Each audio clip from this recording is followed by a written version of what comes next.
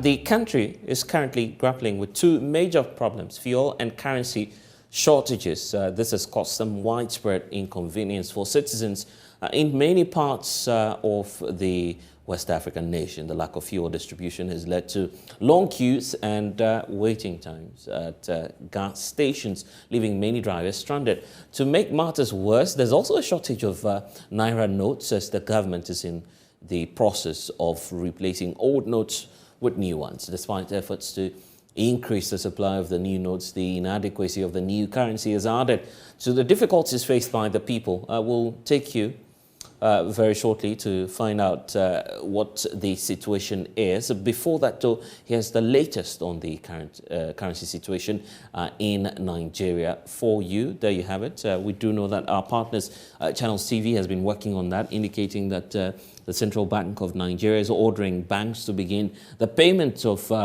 the new notes over the counter. So that's the approach that the Central Bank of Nigeria is adopting to this in terms of their approach towards dealing with the matter. I want to bring in Ikemese Tefiong, who's the head of research at SBM Intelligence in Nigeria. Well, we're getting to hear of this of course, within the very month that many Nigerians will be heading to the polls for the elections. But why are we having these challenges emerge at such a crucial moment for Nigeria?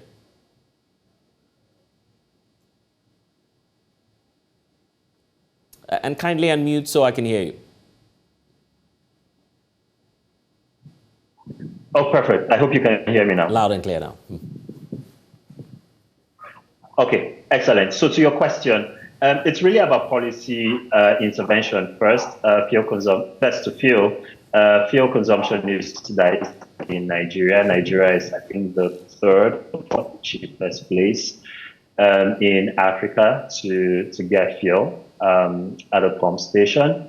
And that has been seen by many Nigerians as sort of the only dividend of being one of the world's largest oil producers, certainly Africa's largest oil producer.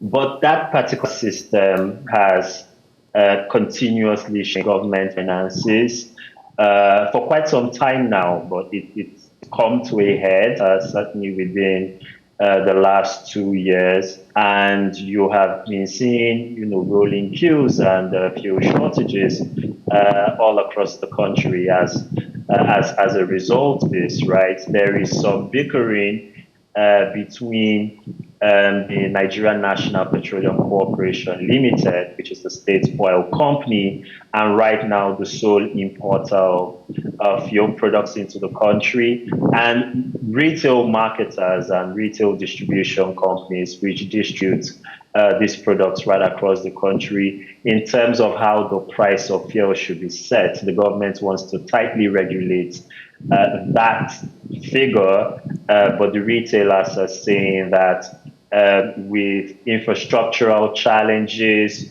with all of the other security and economic costs sourcing foreign currency, which is also tightly regulated in Nigeria, in order to run their operations, that they should be given a greater hand in setting those prices. So what you're basically seeing right now with the shortages is that the marketers have basically called the government bluff. They are selling fuel at a significantly higher rate than the regulated 190 naira to the liter. And that has just dipped the last for 5 someone, months. Yeah, and for someone who may not be in Nigeria as we speak, just paint that mental picture. How frustrating is it now to get fuel on the market?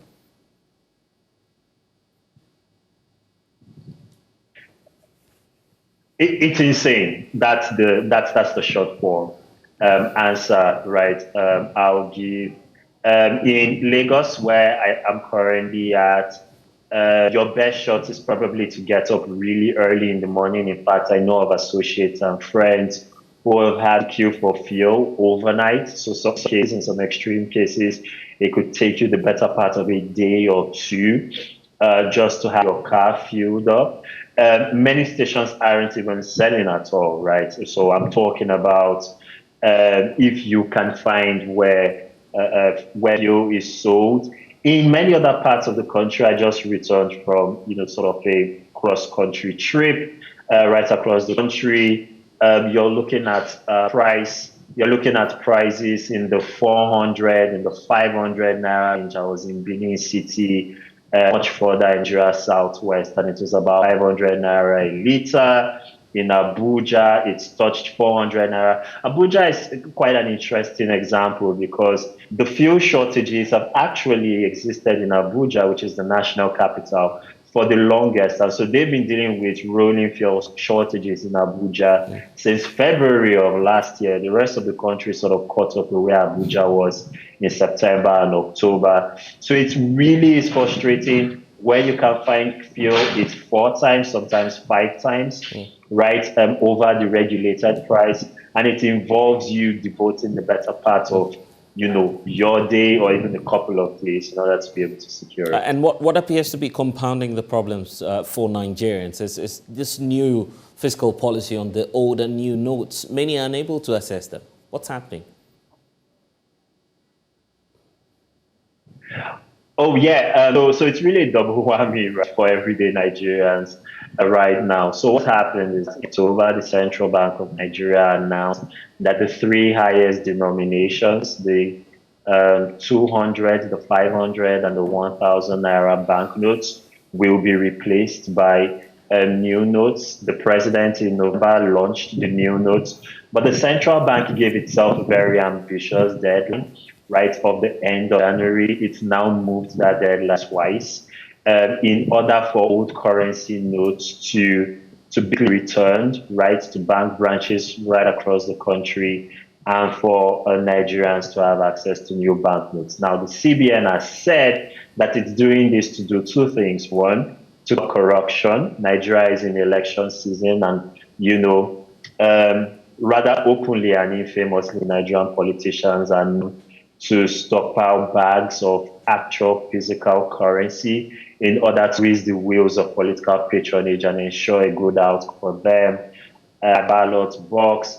The second reason that the CBN stated was that this new currency introduction would help it achieve its cashless policy mandate, which it's been pursuing since 2014, which basically get Nigerians to use more electronic forms of bills, payments, and settlements.